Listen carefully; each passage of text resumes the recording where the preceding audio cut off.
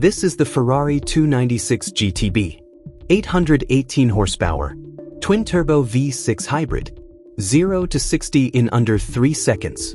Mid-engine layout, instant electric torque, and a badge that still makes grown adults lose their minds in parking lots. On paper, it is an extraordinary machine. In practice, it became one of the most instructive financial disasters in recent supercar history, and a warning about where car ownership is heading that almost nobody saw coming. The 296 GTB was launched in 2021, and the internet reacted the way it always does. Delivery day videos. Reveal reactions. First drive footage. The thumbnails were screaming. The music was swelling. The comments were full of people acting like they had just witnessed the second coming of Enzo himself. YouTubers lined up. Collectors wrote checks. The hype machine ran at full throttle. But here is the question nobody was asking during all of that excitement. Why did these specific people buy this specific car? Because it was not about the V6. Nobody who matters in the Ferrari world woke up one morning and said, "What I really need is a turbocharged 6-cylinder hybrid." They woke up and said, "What I need is to stay on Ferrari's good side." That is how this world actually works. Ferrari does not just sell cars. Ferrari sells access. And access is rationed with surgical precision.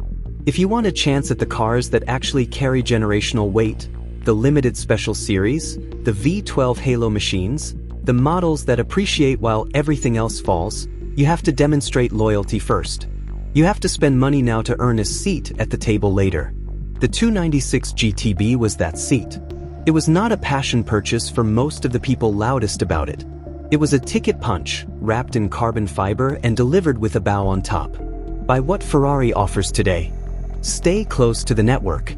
And maybe, when the real prize arrives, you will be on the list. That is why the hype looks so manufactured in hindsight, because for a lot of the people in those thumbnails, it was manufactured.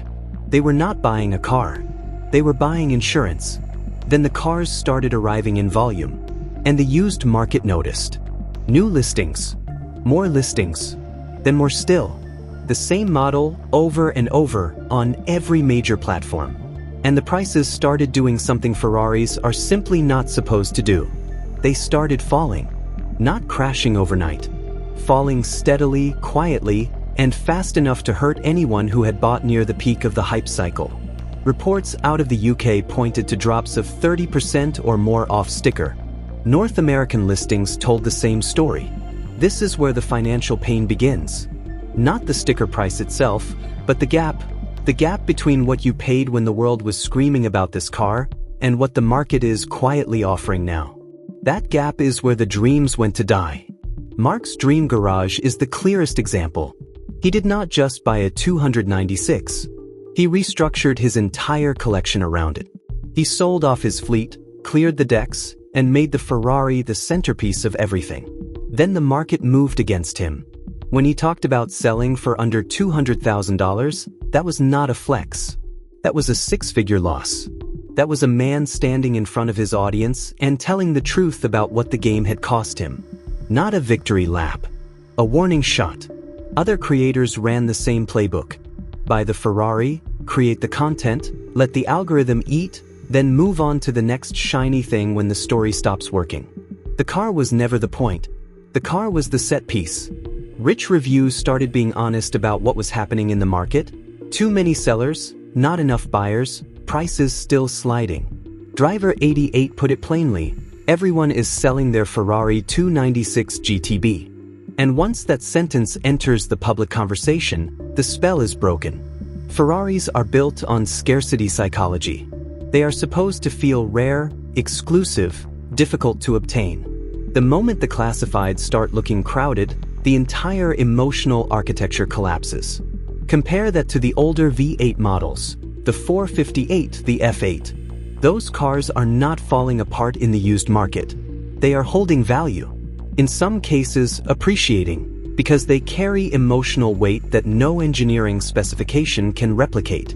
The 458 feels like the last naturally aspirated scream before regulations changed everything.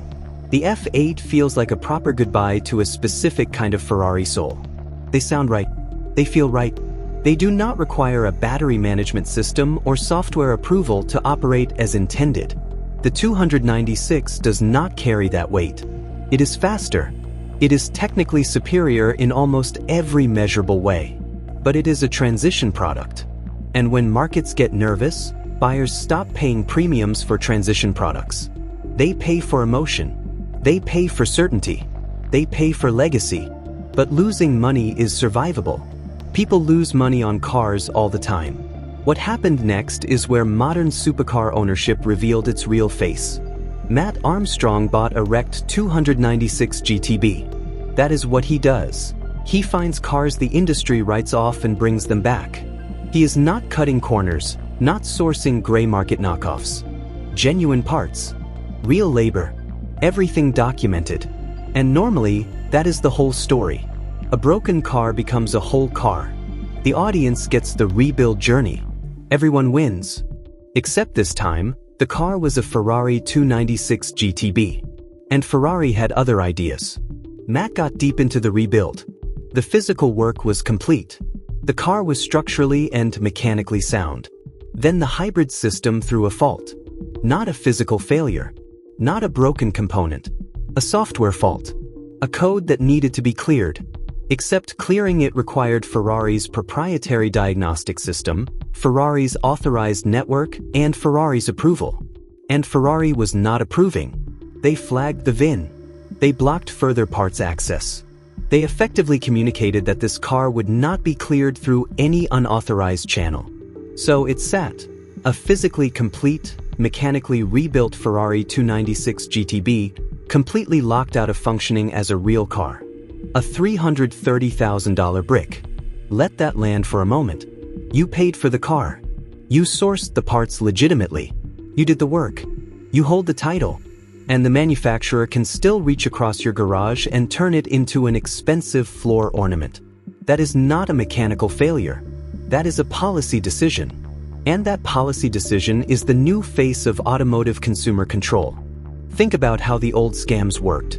The dealership service advisor finds a problem that does not exist, charges you for parts you did not need, upsells you on fluids that were perfectly fine. It was obvious, it was greasy, and you could fight it.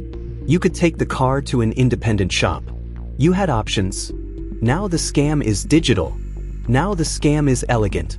The car is so deeply dependent on proprietary software, authorized diagnostics, and manufacturer-controlled systems that ownership itself becomes conditional. You do not own the car outright. You own it with an asterisk. The asterisk reads, unless the manufacturer decides otherwise. And if they decide otherwise, your six-figure asset becomes a very beautiful, very expensive piece of furniture. This is not just a Ferrari problem. This is where the entire automotive industry is heading. Right to repair is already a war in the technology space. It is coming for cars next. And the 296 GTB just put a face on why it matters. Because it is one thing to discuss right to repair as an abstract policy debate, and another thing entirely to watch someone pour months of work into a legitimate rebuild, source genuine parts, do everything correctly, and still get held hostage by a laptop and a corporate policy. That is not the future anyone signed up for when they fell in love with cars. That is the future being imposed on them anyway. Here is what the smart money did. Daily driven exotics, Damon and Dave, live inside the exact world where a 296 GTB should have made perfect sense. Flex car, content car, business asset, status signal. Every box checked. They never bought one. They stayed completely away. And that silence says more than any delivery day video ever could. People who have been in this world long enough develop a very specific instinct. They can smell when something is going to hurt them. They understand that depreciation kills fun faster than horsepower creates it. They understand that complexity kills ownership. A car with a hard software leash and a soft used market is not an asset. It is a liability dressed in Italian leather. And smart money does not buy liabilities, it watches other people buy them and learns from the fallout.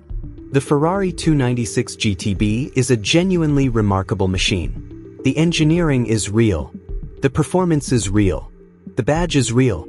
None of that is in dispute. But the story around it was never really about the car. It was about allocation, about access, about purchases made not from passion, but from strategy. A strategy that required buying something you may not have wanted in order to get something you actually did. That is a bad way to buy a supercar. And when the strategy stops working, when the market floods, the prices fall, and the hybrid anxiety sets in, what you are left with is an expensive car bought for the wrong reasons, being repriced by a market that has figured that out.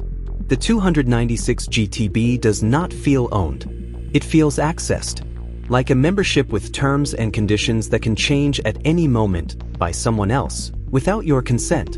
A supercar sold like the future, traded like a poker chip, and revealed as something you may never truly own.